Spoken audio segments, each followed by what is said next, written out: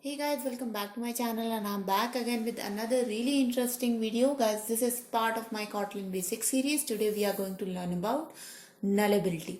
But before starting any further guys, I just want to request you to do subscribe to my channel for more such videos and programming related content. Do hit the bell icon for future notifications. Write down in the comment section below any feedback you want to give me and give this video a big thumbs up. Now, let's get started.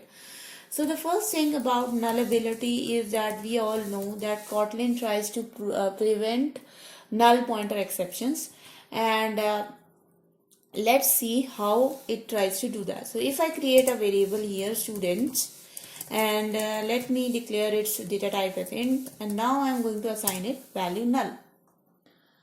And just give it a minute guys. You can see now I've got an error that null cannot be a value of a non-null type int. So basically guys, whenever we create a variable by default, its type becomes a non-null type. So you cannot assign null value to a non-null type variable. Now let's see if I want to create a nullable variable, how we can do that. So you can create a nullable variable like this to where students integer question mark equals to null. So this question mark after the data type basically means guys that this variable can be a nullable variable. Now here I have assigned null to it and you can see guys that there is no such error like the previous one. Now, how can we check null conditions? Okay, if you want to check the null conditions, let's say my var, let's say class size variable is having a value 10, and I'm going to check if class size is not equals to null, then basically class size, I want to increase the class size or decrease the, so let's say increase. I want to increment the class size. So now you can see guys that using this, now if I print class size, you can see that, okay, so the value of class size is not incremented. Basically I have to assign the class size the value. Class size becomes equals to class size dot increment, and now if I print the class size value, you can see that its value is incremented. So there are basically guys 3-4 lines of code in which I am comparing the null value and now I am checking it and I am doing some operation. In case of Kotlin guys, you can do the entire thing in just one line. So what you have to do, you have to do class size becomes equals to you have to do class size becomes equals to class size question mark. So basically this question mark means that if class size is not equals to null, if this is not equals to null, then you increment it, and if it is equals to null, then you put some default value.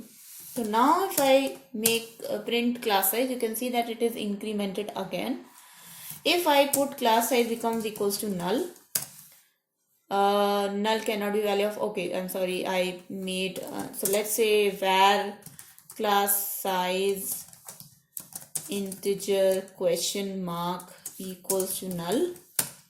And now if I make the same condition that class size becomes equals to 0 if class size is null, otherwise it gets incremented.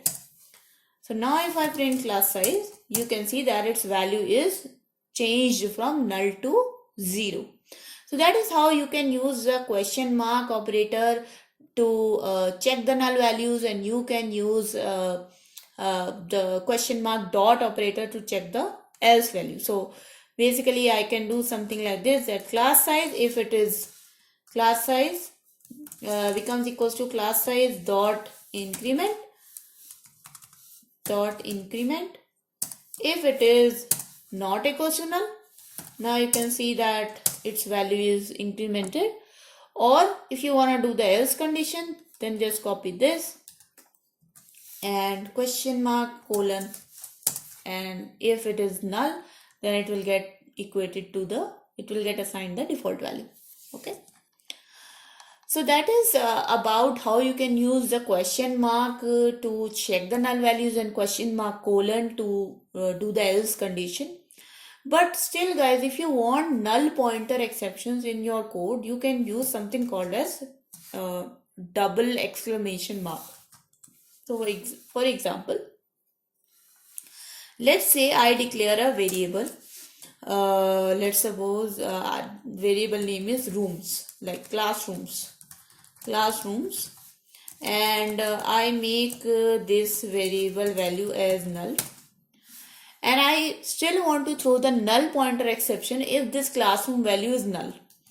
Obviously guys, if I do something called as classroom dot decrement like this, you can see that I am getting a error here, because you can only call these functions like decrement, etc on those variables which are either of non-null type, or you can call these increment decrement functions if you are calling them using question mark.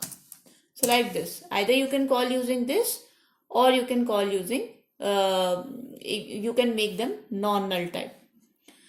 So if I still want the null pointer exception, you saw that if I'm using question mark, I'm not getting the null pointer exception. Basically, I'm getting the same value again. I'm just getting the same variable with null value. So if I want a null pointer exception, then I can do something like this, at classrooms double quote dot decrement. And now you see, using this double explanation, this basically, if you are following any variable with double explanations, it will make that variable change into a non-null type. So now classroom is changed into a non-null variable. And if a variable is non-null variable and it is still having a null value, and you are calling a decrement or increment any function on it, you are definitely going to get a null pointer exception, because the property of non-null type variable is that they cannot have any null value. But if you converted a null variable into a non-null type using exclamation marks, and you are calling a function on it, you will get a null pointer exception. So that is how you can use a double exclamation mark. It is not at all recommended to use this double exclamation mark operator. So I request you all to not use it, because it can lead to such null pointer exceptions. So that's why it's a bad idea. However, if you are dealing with some legacy Java code and you have to use it, then you can use it. Otherwise, you can skip it. So that's the video guys, that is about the nullability Kotlin basics, and I hope you guys enjoyed this video. In the end, I again want to request you to do subscribe to my channel, hit the bell icon for future notifications, leave down in the comment section below what you want to do me next and what are your feedback about my current content, and please give this video a big thumbs up and share it with your friends as well. I'll see you guys next time. Until then, bye bye.